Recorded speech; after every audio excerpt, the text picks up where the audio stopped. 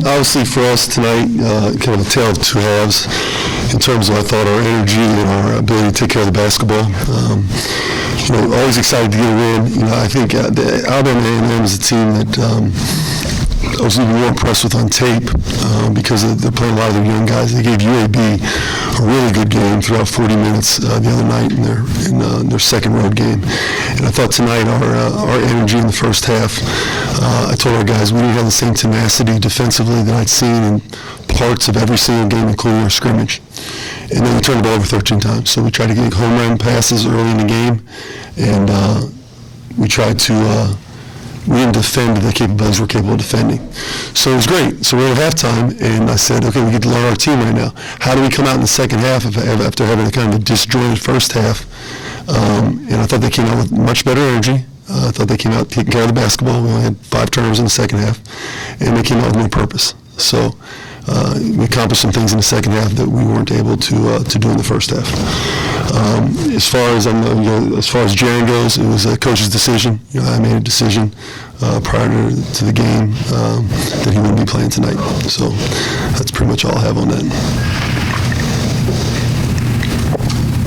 Jarron, is it something that happened Monday night, or is it something that's been building? It was a coach's decision for today's game. Is it on-court or off-court related? It was a coach's decision for today's game. What type of challenge do you feel that the zone presented? Yeah, I need to speak to that because that's not on our guys, that's on me. I haven't worked heavily on our zone yet, so I didn't think all the turnovers had to do with the zone, but it certainly kept us a little off balance, and this is the week we're going to heavily work on it. We just haven't had, and we've been putting everything else in, and I felt like the opponents that we had on our schedule early in the season weren't going to be zone-centric, so that's more the time that we need to put into the zone. Coach, do you see this with Jarron? I know the coach's decision you said. Is it something that you see persisting beyond one game? That's a great part about a coach's decision. I'll get a chance to reevaluate it as we go forward. Do you feel like whatever message you were delivering was delivered to him? There's no message. I just made a decision. And our guys, I thought, played not well in the first half and played well in the second half. Despite a tough first half for the team, Chris had a great overall game, getting a double-double.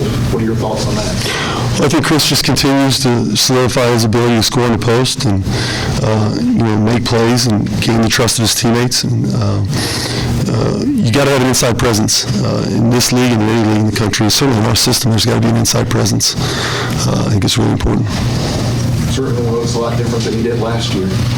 He does. He's put on a good weight, and that's a large part to his focus. And Mike Rayfeld's done a great job, and those guys have really put him in position to be successful. And I think Coach G and Coach Dwyer, two guys that really work with our post guys, have also done a phenomenal job with him.